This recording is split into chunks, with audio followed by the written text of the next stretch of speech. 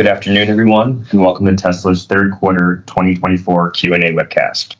My name is Travis Axelrod, Head of Investor Relations, and I'm joined today by Elon Musk, Vaibhav Taneja, and a number of other executives. Our Q3 results were announced at about 3 p.m. Central Time in the update deck we published at the same link as this webcast. During this call, we will discuss our business outlook and make forward-looking statements. These comments are based on our predictions and expectations as of today. Actual events or results could differ materially due to a number of risks and uncertainties, including those mentioned in our most recent filings with the SEC. During the question and answer portion of today's call, please limit yourself to one question and one follow-up. Please use the raise hand button to join the question queue. Before we jump into Q&A, Elon has some opening remarks. Elon? Thank you. So to recap, as someone was saying, something that automotive industry are seeing year-over-year declines in order volumes in Q3. Tesla at the same time has achieved record deliveries. In fact, I think if you look at EV companies worldwide, to the best of my knowledge, no EV company is even profitable. And I'm not, to the best of my knowledge, there is no EV division of any company, of any existing auto company that is profitable. So it is notable that Tesla is profitable despite a very challenging automotive environment. And this quarter actually is a record Q3 for us. So we produced our 7th million vehicle actually just yesterday. So congratulations to the teams that made it happen at Tesla. That's a staggeringly immense amount of work to make 7 million cars. Let's see, and we also have the energy storage business is growing like wildfire with strong demand for both Megapack and Powerwall. And as people know, on October 10th, we laid out a vision for an autonomous and electric future that I think is very compelling. The Tesla team did a phenomenal job there with actually giving people an opportunity to experience the future. Where you have humanoid robots walking among the crowd, not with a canned video presentation or anything, but literally walking among the crowd, serving drinks and whatnot.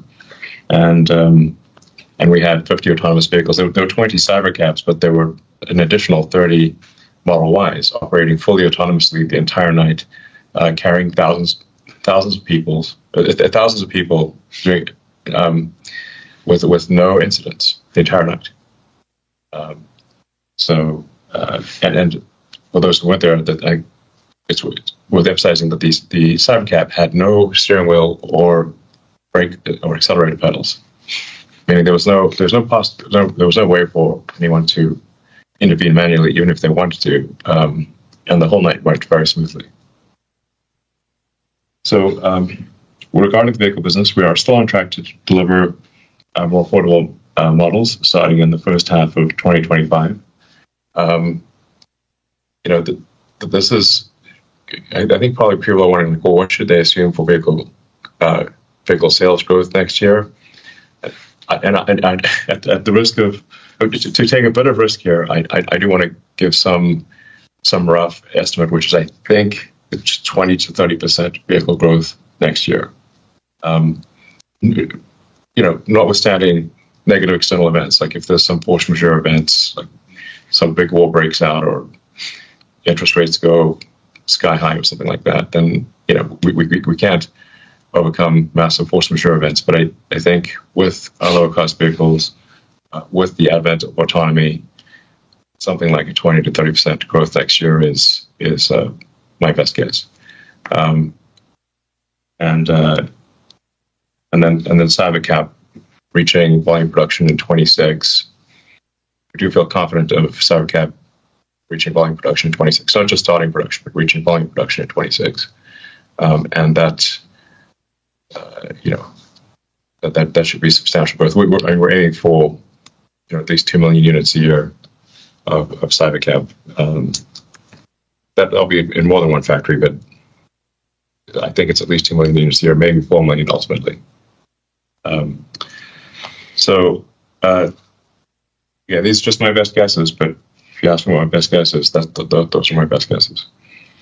The cell 4680 lines, the team is actually doing great work there. The 4680 is rapidly approaching the point where it is the most competitive cell. So when you consider the fully landed, the cost of a battery pack fully landed in the U.S., net of incentives and duties, the 4680 is tracking to be the most competitive, meaning lower cost per kilowatt hour fully considered than any other alternative, which is not quite there yet, but we're close to being there, which I think is extremely exciting. And we've got a lot of ideas to go well beyond that. So I think if we execute well, the 4680 will have the Tesla internally produced cell will be the most cost competitive cell in certainly North America. A testament to a tremendous amount of hard work there by the team. So that's a rule. We'll continue to buy a lot of cells from our competitors. Our intent is not to make cells just internally. So I don't want to set off any alarm bells here. We're obviously increasing substantially our vehicle output and our stationary storage output. So we need a lot of cells. And most of them will still come from suppliers, but I think it is some good news that the Tesla internal cell is tracking to be the most competitive in the U.S. So with respect to autonomy, as people are experiencing in the cars, really from week to week, there are significant improvements in the miles between interventions. So with the new version 12.5, the release of Full Self-Driving and Cybertruck, the combining the code into a single stack so that the city driving and the end-to-end highway driving are one stack, which is a big improvement for the highway driving. So it's just all neural nets. And the release of actually Smart Summon. We try to have a sense of humor here at Tesla. And we're also, so that's 12.5. Version 13 of FSD is going out soon. Ashok will elaborate more on that later in the call. We expect to see roughly a 5 or 6-fold improvement in miles between interventions compared to 12.5. And actually, looking at the year as a whole, the improvement in miles between interventions, we think will be at least 3 orders of magnitude. So that's a very dramatic improvement in the course of a year. And we expect that trend to continue next year. So the current internal expectation, internal expectation for the Tesla FSD having longer miles between intervention than human is the second quarter of next year. Which means it may end up being the third quarter, but it's next. It seems extremely likely to be next year. Sure, do you want to say anything about that? Yeah, we're measuring miles between critical interventions. Like you mentioned, Elon, we already made a 100x improvement with 12.5 from starting of this year, and then with V13 release, we expect to be 1000x from the beginning, from January of this year on my production release software. And this came in because of technology improvements, going to end-to-end, having higher frame rate, partly also helped by hardware force, more capabilities, so on. And we hope that we continue to scale the neural network, the data, the training compute, etc. By Q2 next year, we should cross over the average human miles per critical intervention, or like collision in that case. I mean, that is just unvarnished our internal estimate. Yes. Yeah. That's no sandbagging or anything else. Our internal estimate is Q2 of next year to be safer than human, and then to continue with rapid improvements thereafter. A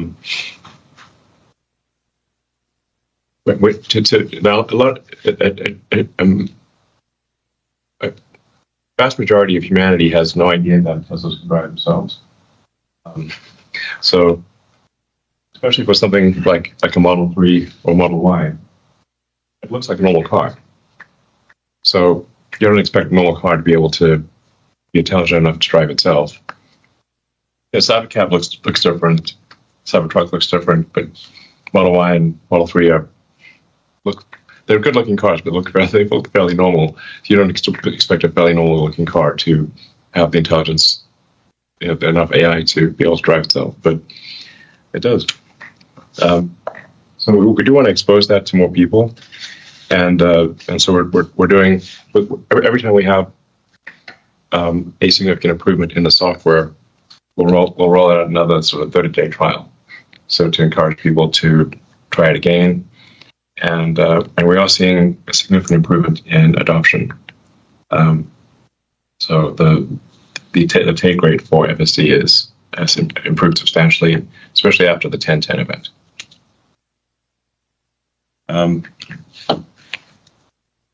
So there's no need to wait for robotaxi or Cybercab to experience full autonomy. We expect to achieve that next year with our existing vehicle lineup. For what it's worth, actually, Smart Summon gives a small taste of what it's going to look like. The car able to drive itself to the user within private parking lots. Currently, it's speed limited, but then it's going to quickly be increased. And we already had more than 1 million usage attempts of Smart Summon. Yep. So, and we have for Tesla employees in the Bay Area, we already are offering a ride-hailing capability. So you can actually use with the development app, you can request a ride, and it'll take you anywhere in the Bay Area. We do have a safety driver for now, but the software required to do that. We've developed, and David, do you want to elaborate on that? Yeah, sure. It's David. We showed some screenshots of this in the Q1 shareholder deck, and this is real. We've been testing it for the better part of the year, and the building blocks that we needed in order to build this functionality and deliver it to production, we've been thinking about and working on for years. It just so happens that we've used those building blocks to deliver great features for our customers in the meantime, such as sharing your profile, synchronizing it across cars so that every single car that you jump into, whether it's another car that you own or a car that somebody's loaned to you or a rental car that you jump into, it looks exactly like yours. Everything synchronized, seat mirror positions, media, navigation, everything is the same, just what you would expect from one of our robotaxis. But we gave that functionality to our customers right now because we built it intending for it to be used in the future. We're releasing that functionality now. All the end-to-end cybersecurity that we knew we were going to need to deliver that functionality, sending a navigation to destination from your phone to the vehicle. And so, you're doing that now with the ride-hailing app, but it's something that we've made available to customers for years. Seeing the progress on a route in the mobile app, that's something you'll need for the ride-hailing app, but again, we released it in the meantime. So it's not like we're just starting to think about this stuff right now while we're building out, the early stages of our ride-hailing network. We've been thinking about this for quite a long time, and we're excited to get the functionality out there. Yeah, and we do expect to roll out ride-hailing in California and Texas next year to the public. Now, California there's quite a long regulatory approval process. I think we should get approval next year, but it's contingent upon regulatory approval. Texas is a lot faster, so it's I'd say like we'll definitely have it available in Texas, and probably have it available in California, subject to regulatory approval, and maybe some other states actually next year as well, but at least California and Texas. So I think that'll be very exciting. That's really a profound change. Tesla becomes more than a sort of vehicle and battery manufacturing company at that point. So we published our Q3 vehicle safety report, which shows one crash for every 7 million miles of autopilot. That compares to the U.S. average of one crash roughly every 700,000 miles. So it's currently showing a 10x safety improvement relative to the U.S. average. And we continue to expand our AI training capacity to accommodate the needs of both FSD and Optimus. We are currently not training compute constrained. That's probably the biggest limiting factor is that the FSD is actually getting so good that it takes us a while to actually find mistakes. When you start getting to where it can take 10,000 miles to find a mistake, it takes a while to actually figure out which is this build, is this software build better than is software build A better than software build B? It actually takes you a while to figure it out because neither one of them are making mistakes. Or take a long time to make mistakes. So that's actually the single biggest limiting factor is how long does it take us to figure out which version is better. So sort of high class problem. Obviously, having a giant fleet is very helpful for figuring this out. And then with Optimus, we showed a massive improvement in Optimus's dexterity and movement on October 10th, and our next gen hand and forearm, which has 22 degrees of freedom, which is double the prior hand and forearm. It's extremely human-like. It also has much better tactile sensing. It's really, I feel confident saying that we have the most advanced humanoid robot by a long shot. And we're moreover the only company that really has all of the ingredients necessary to scale humanoid robots. Because the things that what other companies are missing is that they're missing the AI brain, and they're missing the ability to really scale to very high volume production.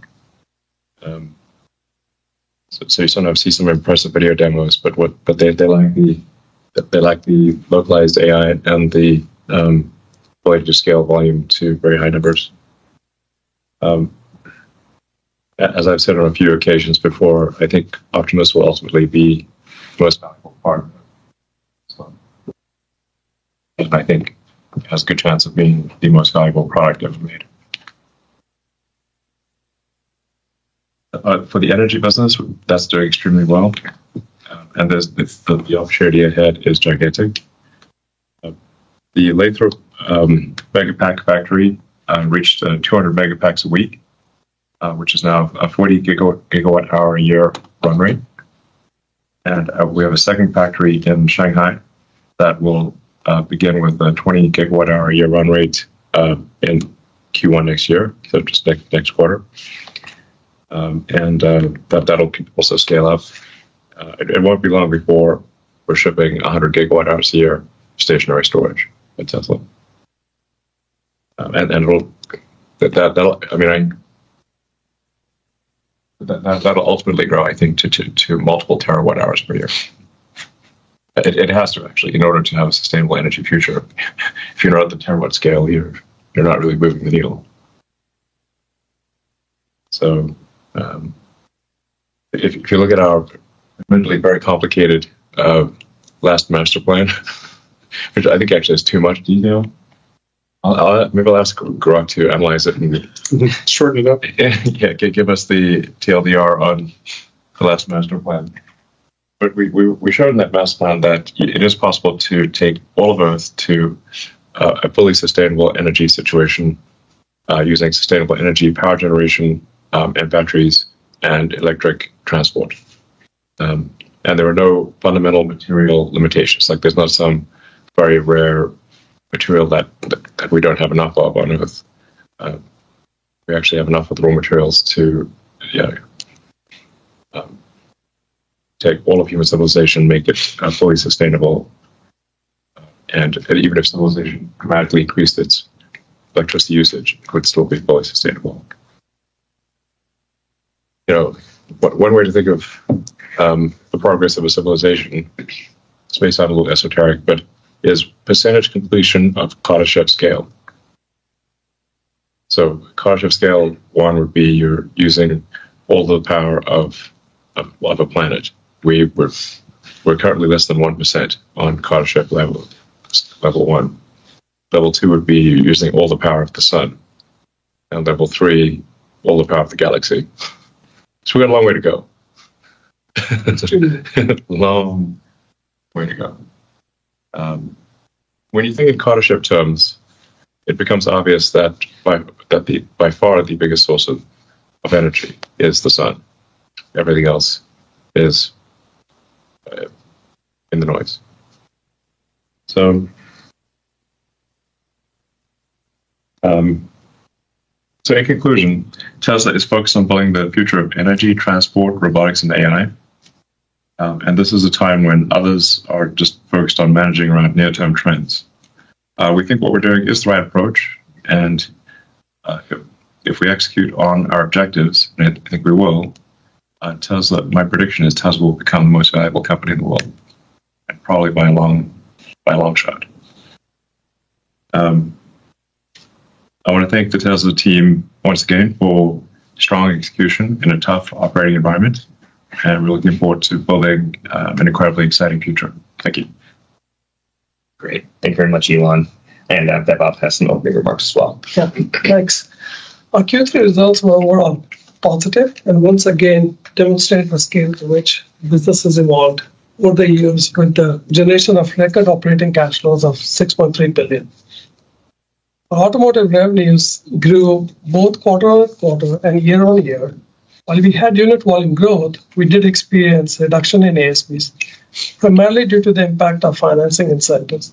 As a reminder, we are providing these incentives primarily using third-party banks and financial institutions and recognize the cost of these incentives as an upfront reduction to revenue. We released FSD for Cybertruck and other features like Actually Smart Summon, like Elon talked about in North America, which contributed $326 million of revenues in the quarter. We continue to see elevated levels of regulatory credit sales with over $2 billion of revenues so far this year. To expand on this, at an industry level, China continues to outperform US and Europe by a factor of 3. And if there is something to be learned from that, this gives a signal of what is to come in other regions as customers' acceptance of EV grows. And we feel that is the right strategy to build affordable and more compelling units. Our focus remains on growing unit volume while avoiding a buildup of inventory. To support this strategy, we're continuing to offer extremely compelling vehicle financing options in every market.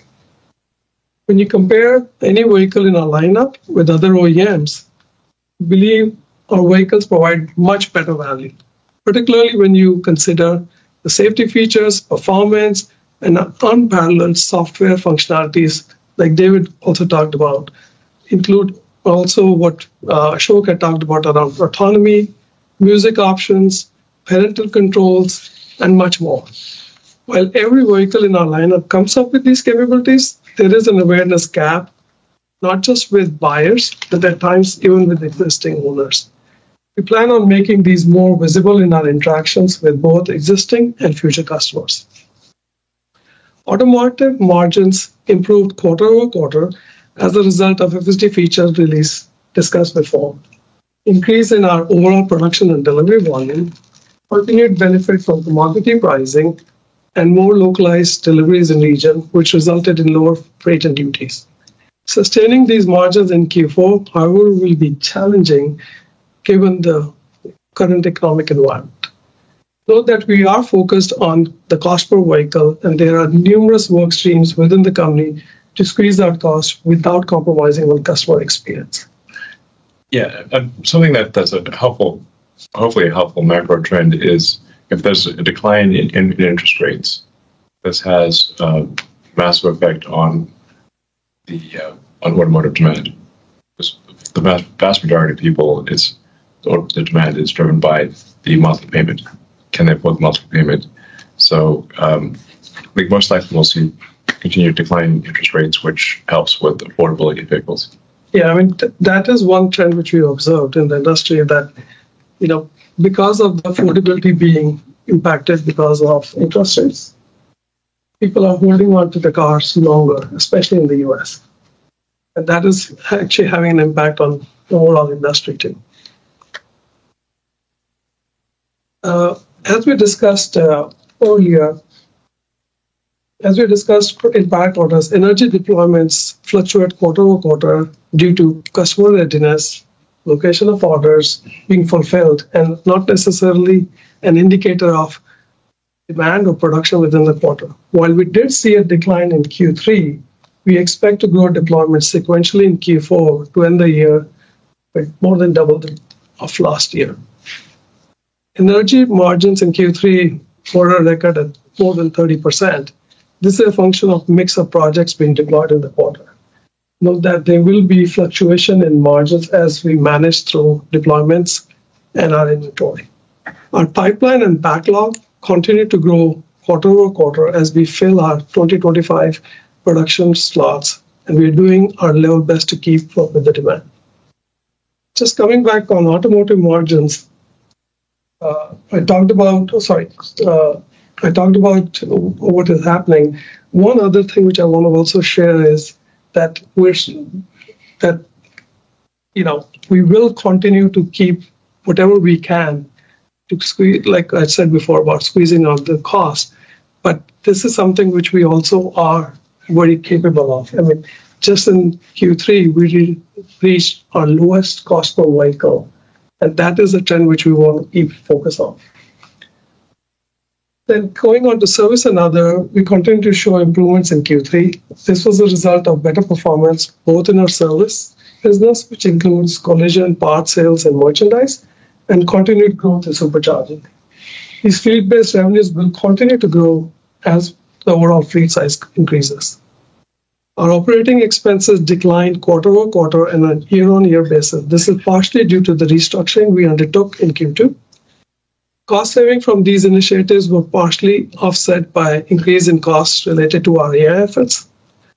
We've started using the GPU cluster based out of our factory in Austin ahead of schedule and are on track to get 50K GPUs deployed in Texas by the end of this month. One thing which I'd like to elaborate is that we're being very judicious on our AI compute spend too, and saying how best we can utilize the existing infrastructure before making further investments. On the CapEx front, we had over $3.5 billion in the quarter. This was a sequential increase largely because of investments in AI compute. We now expect the CapEx for the year to be in excess of $11 billion.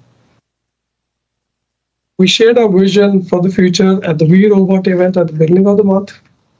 The Tesla team is hyper-focused on delivering on that vision, and all efforts are underway to make it a reality. While we've achieved significant progress this year, it will take time to get this as we pioneer new and incredibly complex technologies and navigate a fragmented regulatory landscape. The future is incredibly bright, and I want to thank the Tesla team once again for all their help. Great. Thank you very much, Vaibhav. Now we'll go to investor questions. The first one is Tesla still on track to deliver the more affordable model next year, as mentioned by Elon earlier, and how does it align with your AI and product roadmap? Sure. I mean, as Elon and Vaibhav both said, we are in plan to meet that in the first half of next year. Our mission has always been to lower the cost of our vehicles to increase the adoption of sustainable energy and transport. Part of that is lowering the cost for current vehicles, which is where all of the personally owned vehicles that we sell today come in. But the next stage in that, really, as it fits into AI roadmap, is when we bring in robotaxis, which lowers the initial cost of getting into an EV. And that's really where we see the marriage of EV roadmap and the AI roadmap. Yeah. It'll be like with incentives sub 30K, which is kind of a key threshold. Great. Thank you very much. Similar question next. When can we expect Tesla to give us the $25,000 non-robotaxi regular car model? We're not making it on robo. Yeah, all our vehicles today are robotaxis. I think we've made very clear that we're the future is autonomous. It's going to be, and I actually said this many years ago, but that in my strong belief, and I believe that is panning out to be true, and it'll be very obvious in retrospect, is that the future is autonomous electric vehicles. And non-autonomous gasoline vehicles in the future will be like riding a horse and using a flip phone. It's not that there are no horses. Yeah, there are some horses, but they're unusual. They're niche. So everything's going to be electric autonomous. I think this is blind. Like, it should be frankly blindingly obvious at this point that is the future. So a lot of automotive companies, or most automotive companies, have not internalized this, which is surprising, because we've been shouting this from the rooftops for such a long time, and it will accrue to their detriment in the future. But all of our vehicles in the future will be autonomous. Even today. Yes, all the vehicles that we've really made, all the 7 million vehicles, the vast majority are capable of autonomy. We're currently making on the order of 35,000 autonomous vehicles a week. If you compare that to, say, Waymo's entire fleet, they have less than 1,000 cars. We make 35K a week. Yeah, and our cars look normal. Yeah, they mostly look normal. The Cybertruck looks, Yes. thankfully, looks abnormal. And then the Cybercab / robotaxi, we wanted to have something futuristic looking, and I think it does look futuristic. And it's worth noting with respect to the Cybercab, it's actually not just a revolution in vehicle design, but a revolution in vehicle manufacturing that is also coming with the Cybercab. The cycle time, like the units per hour of the Cybercab line, is like, this is just really something special. I mean, this is probably half order of magnitude better than other car manufacturing lines. Like not in the same league is what I'm saying. Not in the same league. So it's and I said, like, several years ago that maybe the hardest Tesla product to copy will be the factory. So you can't just buy a factory. You can't reverse engineer a factory. You just have to buy it. Yeah, it's like, if we can, yeah. We're rapidly evolving in manufacturing technology. So anyway, there's basically, I think, having a regular 25K model is pointless. Yeah, it would be silly. It would be completely at odds with what we believe. In an autonomous world, what matters is the lowest cost per mile of efficiency of that vehicle, and that's what we've done with the robotaxi. Exactly, autonomous. It's fully considered cost per mile is what matters. And if you try to make a car that is, essentially a hybrid manual automatic car, it's not going to be as good as a dedicated autonomous car. Cybercab is just not going to have steering wheels and pedals. It's fully designed, optimized for autonomy. But no, it'll cost on the order of cost roughly 25K. So it is a 25K car, and you will be able to buy one on it exclusively if you want. So just won't have steering wheel and pedals. You don't need it. Great. Thank you very much. The next question is, what is Tesla doing to alleviate long wait times at service centers? So we aim on solving problems at the source, so at the factory, before they can even affect our customers. We believe the best service is no service, and Yeah, it really is. don't even have them. If the car doesn't break, Yeah, exactly. that's the best thing. Don't see anyone with the Tesla shirt. You either do it remote, Yeah. fix the issue upstream, or do it remotely, do it through software. They can be at work or at home, and the car can be parked, and we address and fix the issue. And we've partnered the field with service to make sure we're looking at the same issues. And additionally, just in Q3 and Q4 of this year alone, we have opened and will open in total at nearly 70 locations. And in North America, we significantly expanded the size of each location and have doubled the size last year compared to this year. Yeah, I think there's actually a lot of merit to having large service centers, because you can have specialization of labor. You can start to approach. Yeah, it should be more factory-like. Where you can have dedicated lanes for particular types of service, and it's way easier for somebody to become expert in a few different types of repairs than in every repair. Exactly. This has helped us with the base. Instead of these heavy repairs, like clogging up a lane, they've dedicated lanes for different type of repairs. And so it's throughput matters and really treating it like a factory. Yeah, this is where Tesla's structure, I think, Tesla has a structural advantage relative to the rest of the auto industry, because we make the cars and we service the cars, whereas I think there's a bit of a conflict of interest with the dealer model and the sort of traditional OEM and dealer model, where the dealerships make most of their money on service, and so they obviously are disincented to reduce the servicing cost. Yeah. Whereas in our case, we are incented to reduce the servicing cost because we carry that servicing cost, and we've got a good feedback with our cars. The best. Exactly. Yeah. Maybe we'll review with the factory, with the service leaders together, and send people from the factories to the field and field to the factory to see it firsthand. Exactly. Provide suggestions for manufacturing as well as for engineering on design. Yeah. So I view this as a fundamental structural advantage of Tesla versus the rest of the auto industry. We're also doing a bunch of work on the software side, not only to automate, diagnostics, so identifying, what needs to be done to a car before it comes into service, but also automating all of the preparation work and aligning all the resources that are necessary in order for the car to be very efficiently worked on once it arrives. So the parts are there, like the lift is scheduled, the technician schedule, like everything's ready like to go. the car says, "This is what's wrong with me," and tells the service center, The car Get everything ready in advance. "Yeah, please fix me, and this is what's wrong." Yeah, this is what I recommend you do now. This is what I recommend you. Yeah. Instead of customer trying to translate, the car is telling us directly, and we're pulling that. Yeah.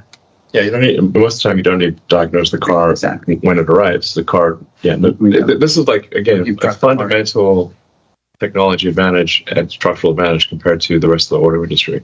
Yeah. I think it's underappreciated as to what all we are able to do. Yeah. And that's why, because like you said before, most of our cars, except for Cybertruck, look the same. Yeah. Right? So people don't realize that it has so much capability. Yeah. They look better than other cars, but they're not obviously super futuristic. Yes. Great. Thank you very much. The next question is, please provide an update on the Semi. What will the next stage of growth look like, and when will FSD be ready? Sure. So we posted in the earnings deck, we're progressing swiftly on the build of the Semi factory in our Gigafactory in Reno.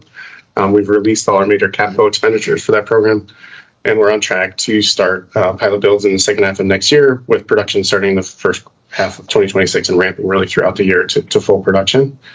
Semi, growth will largely depend on our customers' adoption of the product. Well, I don't think we're going to be demand limited, honestly. Yeah, which I was going to say, which is like a no-brainer for the Semi, because it's really a commodity of total cost of ownership. Yes, exactly. We have kind of ridiculous demand for the Semi. In that world where it's about how much do I spend to move goods exactly. cents per mile, it's a no-brainer. Yeah, fundamentally, if you've got a Semi where the fully considered cost per mile per ton of transport is better than, say, a diesel truck, any company that doesn't adopt an electric Semi will lose. It's not a subjective thing. It's whether do you like the style. Competitive. I mean, we want the style. We want to have a beautiful semi truck. But frankly, if we made an ugly semi truck, it wouldn't matter. And this is proving so in our fleets and in Pepsi's a partner. In fact, the Pepsi actually said last week their drivers don't want to go back. Yeah. As soon as we give anyone the electric semi, it's like that's like the choice. It's what they want to drive. Yeah. That's like the most senior, like their top drivers. Well, they get to drive the Tesla semi. And it's the thing they want to drive. It's super fun to drive. It's also very easy to drive. It's easy to drive, and it holds ass. Yeah. It's like fast. Yeah, super fast. Maybe too fast. Well, but I mean, regular, like you've seen like the videos of where like the Tesla electric semi can go uphill, speeding past like the diesel truck, or even cars. Yeah, even cars. So it's responsive. It's you floor it and the truck actually moves. And that's a benefit not only for the driver and for the goods, but also for safety in terms of other drivers on the road. You don't get stuck behind the semi. You're not in a slowdown situation in an on-ramp. I mean, how that plays into, FSD, which is the second part of the question. All of the semis have been, since a couple hundred we've deployed already, and the ones that we'll be building next year and throughout the future have all of the hardware and the cameras necessary to deploy FSD, and we're currently training with that small fleet that we have. And as soon as the fleet is trained and the neural nets are up, we'll get FSD onto that platform. Yeah, I mean, it'll be a massive improvement in driver fatigue, because and driver safety. We've got sort of the anti-jackknifing software. Where you don't have to worry about your brakes overheating if you go down a steep hill because we use regenerative. Like that energy goes back into the pack. Actually, when we leave Reno, it's just like it's like radically better than a diesel semi. It's what the drivers love it. Yeah. Great, guys. Thank you very much. Our next question is: when will Tesla incorporate X and Grok in all of the Tesla vehicles? Well, I mean, these are relatively small fry things, but yeah, I think. We'll keep expanding, what is available in the car on the screen, and also improving like the browser. So just generally, you can access anything you want in the car. In fact, for the Tesla, once you get to full autonomy, you actually want fully a system that is can do anything. Like if you want to browse the internet, if you want to ask AI questions, if you want to watch a movie, if you want to play a video game, if you want to do some productivity thing, you can do anything you want in an autonomous vehicle because you don't need to drive. So that's why the Cybercab's got a nice big screen and a great sound system, so you can watch a great movie with. It's like being like in a personal movie theater. Yeah, personal movie theater. It's awesome. Yeah, this is why we've been building this functionality, adding gaming to the car, adding movies and other, all sorts of different media applications to the car, because, the cars. That's what you're gonna. The cars that we build today. There's some really fun games, by the way. If people haven't tried it, there's like Castle Doombad and Polytopia and a bunch of really fun games in the car. Yeah, we're constantly looking at what features to add next, and we're paying attention to what's most commonly requested by our customers. Yeah, play Castle Doombad. You won't regret it. Great. Thank you guys very much. The next question is, Elon mentioned unsupervised FSD in California and Texas next year. Does that mean regulators have agreed to it in the entire state for existing hardware 3 and 4 vehicles? No, as I said earlier, California loves regulation. But they have a pathway. Yeah, I mean, there's a pathway. Obviously, Waymo operates in California, so there's just a lot of forms to fill out and a lot of approvals that are required. I mean, I'd be shocked if we don't get approval next year, but it's just not something we totally control. But I think we will get approval next year in California and Texas, and towards the end of the year, it will branch out beyond California and Texas. I mean, I think it's important to reiterate this, like homologating or certifying a vehicle at the federal level in the U.S. is done by meeting FMVSS regulations. All our vehicles today that are produced that are autonomous capable meet all those regulations. The Cybercab will meet those regulations. And so the deployment of the vehicle to the road is not a limitation. What is a limitation is what you said at the state level, where they control autonomous vehicle deployment. Some states are relatively easy, as you mentioned, for Texas. Yeah. And so other ones have pathways, like California, that may take a little longer.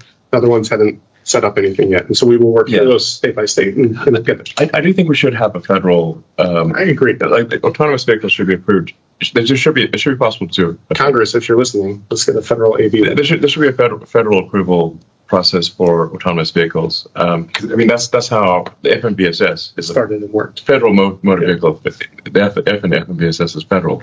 Yeah. So I mean, in 2017 and 18, that's when regulators started looking at it, and it's really kind of stalled since then. But we would appreciate and would support helping out with those regulations. It really needs to be like a national approval is important. If there's a Department of Government Efficiency, I'll try to help make that happen. And it's for everyone, not just Tesla, obviously. But like some things in the U.S. are state by state regulated. Like for example, insurance, and it's incredibly painful to do it state by state, 50 states. I think there should be a national approval process for autonomy. So, great. Thanks, guys. The next question is, what is the plan for 2025? I think we're just talking. Basically, we talked through this. There's a lot going on. Elon already mentioned that we're working on cheaper models to come out. I mean, there's work which the team is doing to get the factories ready today to try and make that happen. Yeah. By the way, the amount of work required to make a lower cost car is insanely high. But like, it is harder to get like 20% of the cost out of a car than it is to design the car and build the entire factory in the first place. Mm-hmm. It's like excruciating, and there's not a lot of movies made about the heroes who got 20% of the cost out of a car. But let me tell you, there should be. Little changes. Everyone got that is incredibly heroic. It's the little changes, and it's not like a silver. Yeah, it's like there should be the heroes who got 20% cost out of a car. Is like, damn, I have a lot of respect for them. We were talking movie. It's like, I think you probably could make a compelling movie, but it just no. Like, if people actually saw how hard it was to do that, you'd be like, whoa, that's damn hard. Just yesterday, we were talking about potting. Yeah, I mean, honestly, you're like literally, yeah. I mean, there's a lot of. When I do call it sort of like getting cost out of things, it's kind of like it's like Game of Pennies. It's like Game of Thrones, but pennies.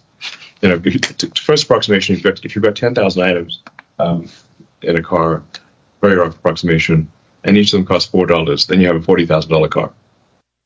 So then if you want to make a $35,000 car, you've got to get 50 cents on average out of the 10,000 items. Every part. Yeah. And it's like, and then obviously the best is you delete some parts. In fact, we found we're able to delete a lot of parts. I'm very excited about the Cybercab design and how we're rethinking the design of a car for the Cybercab, designing it for ultra high volume production, and then designing a machine that builds the machine that I think is also revolutionary. And it's just that there's no other car company that's even trying to do what we're doing. Like, I've never even heard of it, actually. In fact, I'm certain there isn't one. I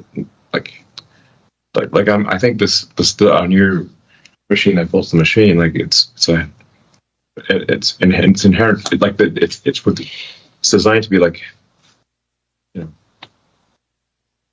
five times better than a traditional factory, like cycle time and like part deletion, material movement. I don't think any other car company has the same level of like integration of thought that we have when it comes to like when you design a part from a white sheet of paper, who's going to make it? Where is it going to be made? How's it going to be shipped?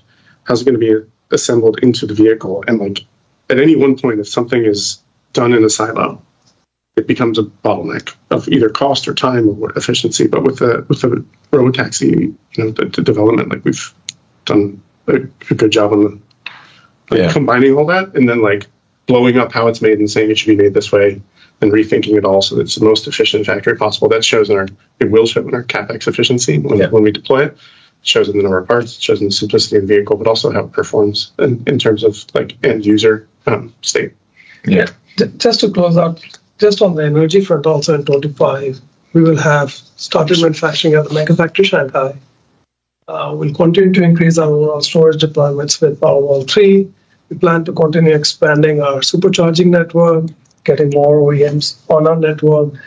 4680 cell ramp, as Elon talked about, that would keep going. And then we also will have our lithium refinery starting to produce. So there's a lot which is going on. Great. Yeah, so many things. Yeah. I mean, crazy thing is like Tesla's winning basically on almost every single thing we're doing. If we're not winning now, we're on track to win. In arenas where there are entire large companies, that's the only thing they do. Yeah. I mean, it's a company. There are multiple companies within the company. Yeah, Tesla's like many companies within one. Yeah. Fantastic. Thank you, guys. Just a few more. What is going on with the Tesla Roadster? Fun things. Well, I just like to thank our long-suffering deposit holders of the Tesla Roadster. The reason it hasn't come out yet is because the Roadster is not just the icing on the cake; it's the cherry on the icing on the cake. And so, our larger mission is to accelerate the progress towards a sustainable energy future. Try to do things that maximize the probability that the future is good for humanity and for Earth. And so that necessarily means that like the things like that are kind of like dessert. We'd all love to work on the Tesla, the next gen Tesla Roadster. It is super fun, and we are working on it. But it has to come behind the more things that have a more serious impact on the good of the world. So just thank you to all our long-suffering Tesla Roadster deposit holders. And we are actually finally making progress on that. We're close to finalizing the design on that. It's really going to be something spectacular. A friend of mine, Peter Thiel, and sometimes people think that Peter Thiel and I are rivals. We're really good friends. But to be clear, Peter, was lamenting how the future doesn't have flying cars. Well, we'll see. More to come. Yeah. Great. Thank you very much. The next one is quite similar to other questions we've had, so I might combine it with the final question. So briefly, could you just detail how Robotaxi will roll out? Will it start with a Tesla deployed fleet and then allow customers to add theirs on like a subscription model? And then will Hardware 3 be capable of level 5 FSD? Regarding the Hardware 3, what we saw with 12.5 was it was easier to make rapid progress with starting with Hardware 4 and figuring out the solution and then backporting it to Hardware 3 instead of directly working on Hardware 3, given that Hardware 4 has more like fundamental hardware capabilities. I think that trend will continue into the next few quarters as well, where we first figure out the solution rapidly with AI4 and then backport it, write the kernels. It just takes longer to develop those things because it's not fundamentally supported in the hardware and it's emulated. But yeah, it's initially working on Hardware 4, backporting it to Hardware 3. Yeah, so it's. I guess the answer is we're not 100% sure, but our as Ashok mentioned, because by some measures Hardware 4 has really several times the capability of Hardware 3. It's easier to get things to work with Hardware 4, and then it takes a lot of effort to sort of squeeze that functionality into Hardware 3. There is some chance that Hardware 3 does not achieve the safety level that allows for unsupervised FSD. There is some chance of that, and if that turns out to be the case, we will upgrade those who have bought Hardware 3 FSD for free, and we have designed the system to be upgradable. And it's really more, just to switch out the computer type of thing. The cameras are okay. They're capable, but anyway, we don't actually know the answer to that. But if it does turn out, we'll make sure we take care of those who have bought FSD on Hardware 3. Great. In the last few minutes that we have left, we will try to get in some analyst questions. The first question will be coming from Pierre Farragut at New Street. Pierre, please feel free to unmute yourself. Thanks a lot, guys, for taking my question. I was wondering about the compute you're ramping up. So you gave interesting statistics on how much you have, and you said you don't feel your compute constrained. And I was wondering, how you are putting to work this additional compute. Is that a game for you of creating larger and larger models, like next generation of models that are larger, the way OpenAI go from GPT-3 to GPT-4? Or is that more like you're set on your model and you need to throw more and more compute to accelerate the pace of learning to improve reliability? And then I had a quick follow-up real quick on your rollout in Texas and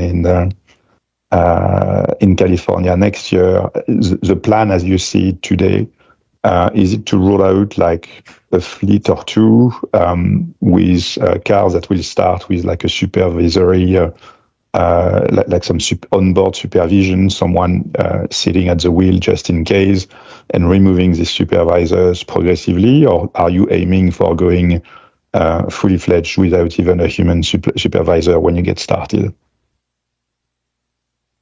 Okay, well, I guess regarding I'll answer the first part of the question. The nature of real world AI is different from, say, an LLM in that you have a massive amount of context. So that you've got case of Tesla 7 or 8 cameras.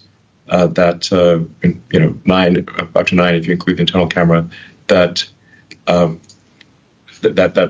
you've got gigabytes of context, and that is then distilled down into a small number of control outputs. Whereas it's you don't really. It's very rare to have. In fact, I'm not sure any LLM out there can do gigabytes of context. And then you've got to then process that in the car with a very small amount of compute power. It's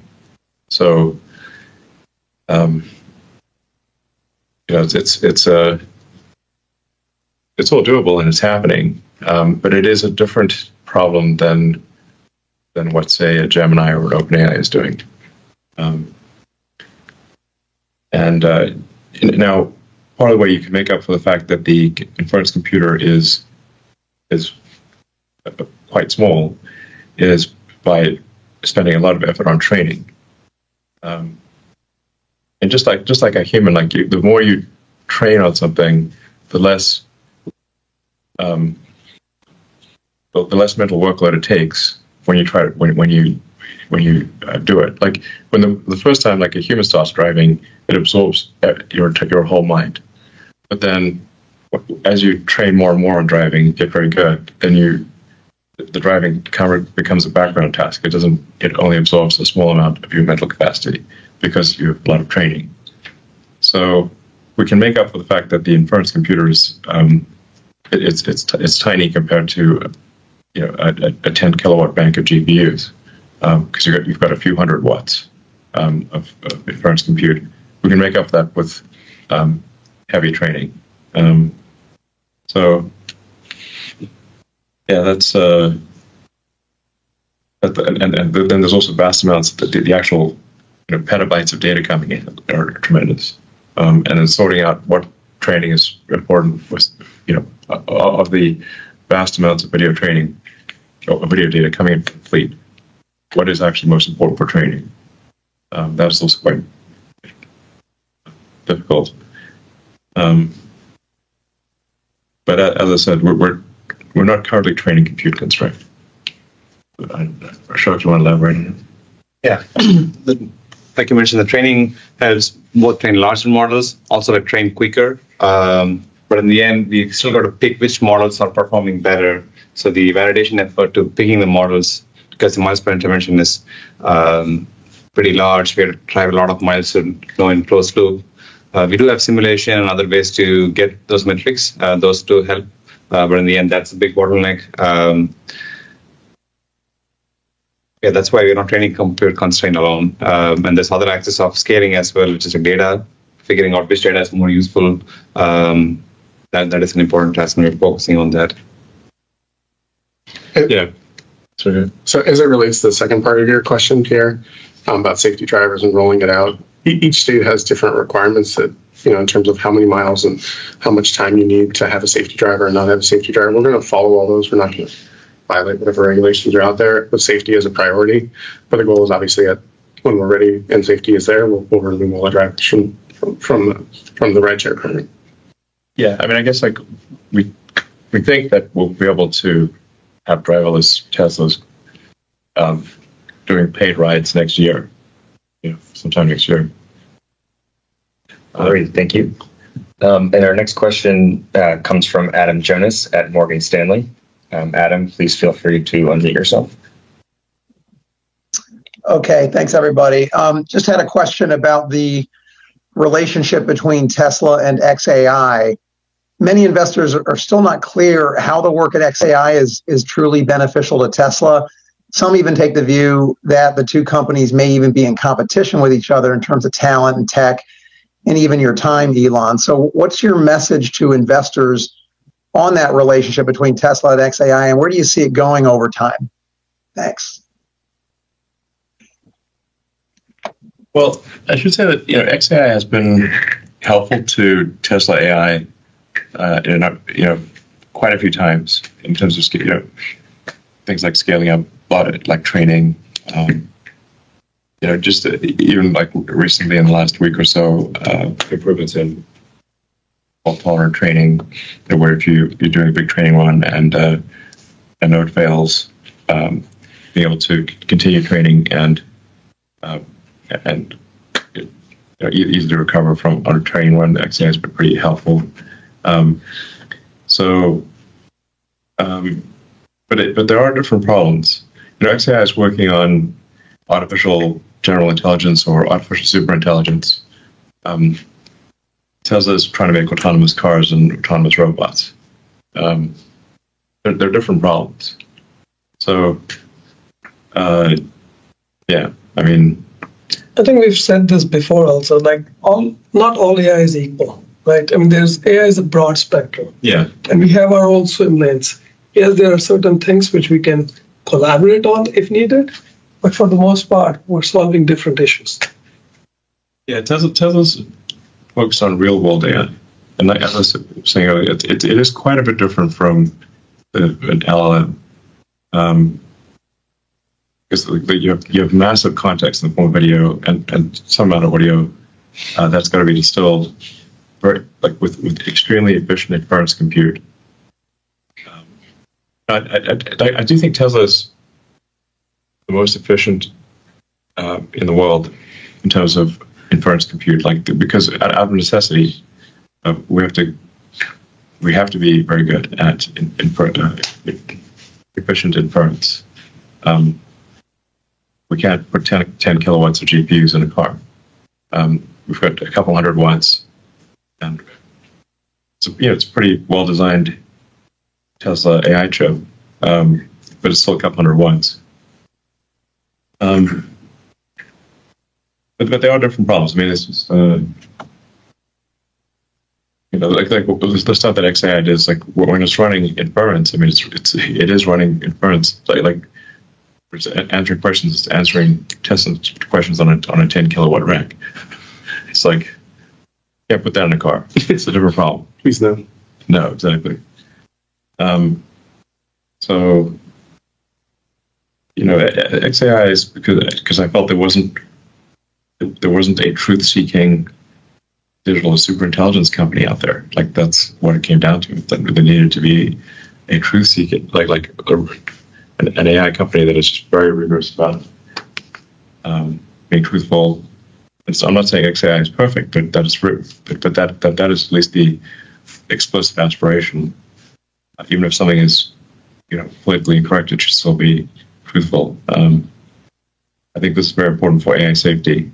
So anyway, I think XAI it has been helpful to Tesla and will continue to be helpful to Tesla, but there are very different problems. Great. And I mean, like, if you're also thinking like what other car company has a world-class chip design team? Like zero. What other car company has a world-class AI team like Tesla does? Zero. Those were all startups that were created from scratch. Great. Thank you, Elon. And I think that's unfortunately all the time that we have for today. We appreciate all of your questions and we look forward to hearing you next quarter. Thank you very much and goodbye.